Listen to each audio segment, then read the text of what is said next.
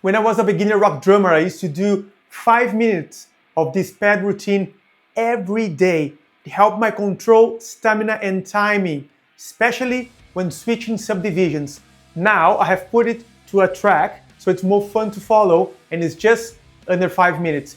And listen, don't just watch this, do it with me, because when you play along with a steady cue, you tend to lock in better.